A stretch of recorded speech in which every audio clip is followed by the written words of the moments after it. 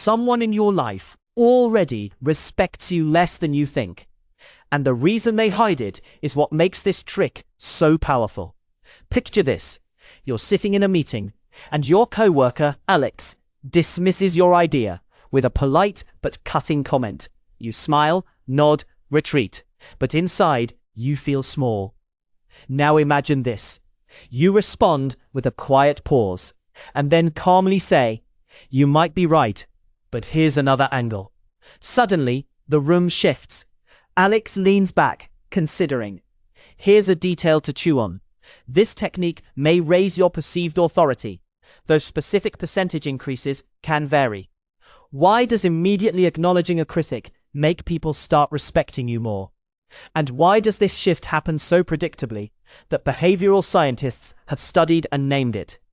Let's explore the concept of the Ben Franklin effect, which suggests that doing favors increases liking, not the reverse.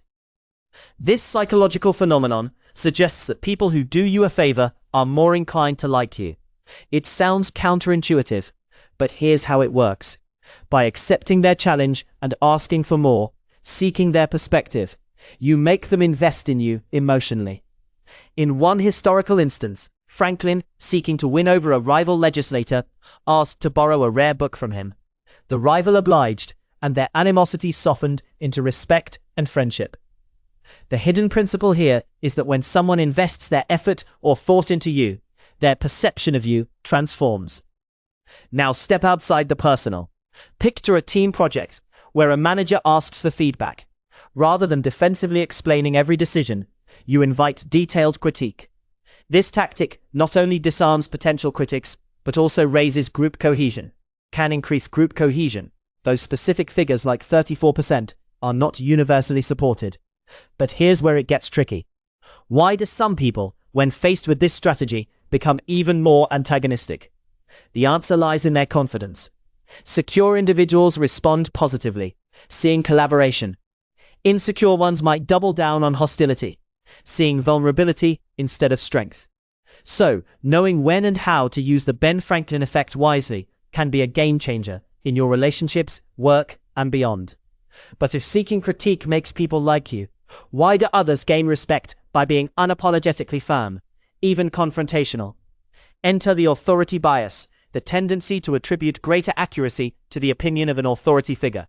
This is why people often defer to their supervisor's opinion, even when they disagree. It's not just about hierarchy. It's about perceived confidence translating into perceived competence.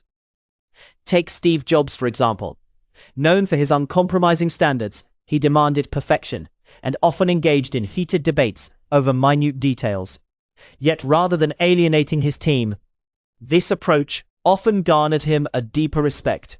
Studies suggest confident leaders may receive more deference, though exact figures like 40% are not universally supported, than their vacillating counterparts. Consider a different scenario in social settings. You're at a gathering, and someone challenges your viewpoint.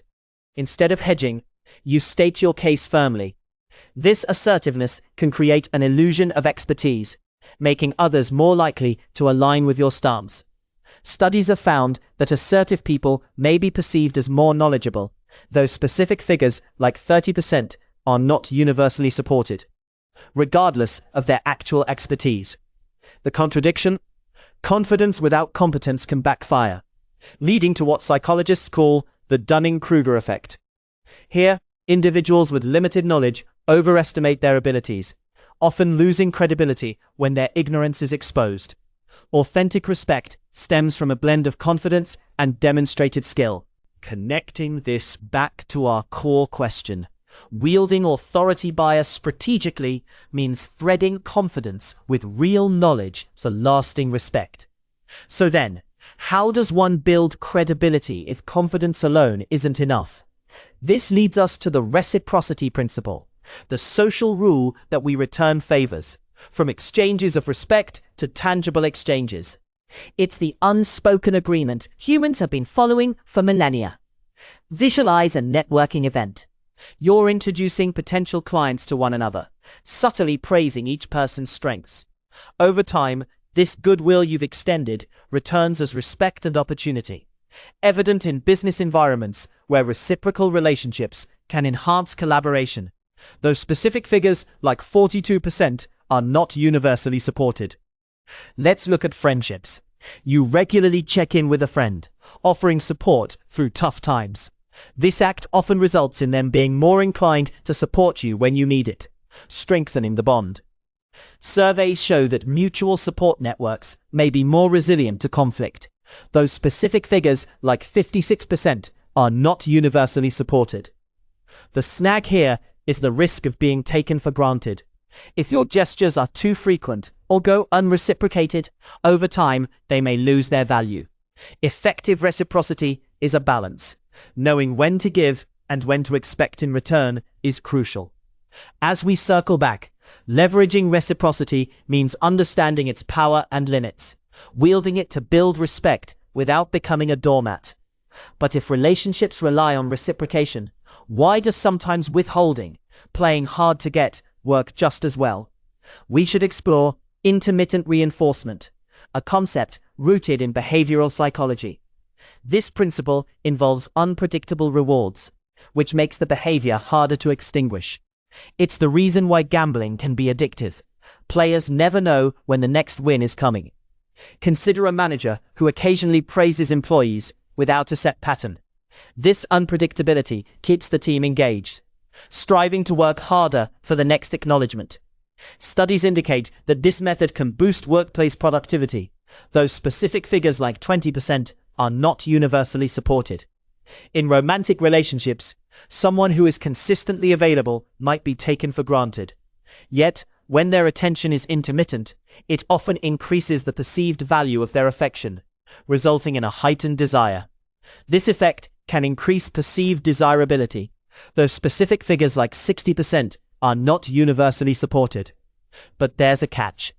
For some, this approach breeds insecurity, leading to anxiety rather than respect or desire. This method works best with a secure partner who can handle the emotional ebb and flow without seeking constant reassurance. Returning to our theme, mastering the art of intermittent reinforcement requires careful consideration of your audience's emotional resilience. But if unpredictability feeds engagement, why do some people lean on absolute consistency for respect? We arrive at the principle of consistency. Humans have an intrinsic desire to appear consistent to others. People respect those who are predictable because they feel reliable and trustworthy. Imagine a leader who consistently follows through on promises. Their steadfastness cultivates trust and respect over time, with studies showing that consistency in behavior can improve perceived reliability, though specific figures like 63% are not universally supported. Even in parenting, children tend to respect parents more when rules are consistent. This predictability provides a stable environment and reduces anxiety, fostering long-term respect. Longitudinal studies suggest increased behavioral compliance, though specific figures like 25% are not universally supported. However, there is a downside. If consistency morphs into rigidity, it can stifle innovation and adaptability. The key lies in being predictably ethical, yet flexible in approach. This subtle combination fosters deep respect and admiration.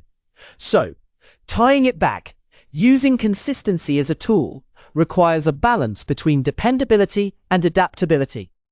With so many principles at play, how do you decide which to use for respect in your own life?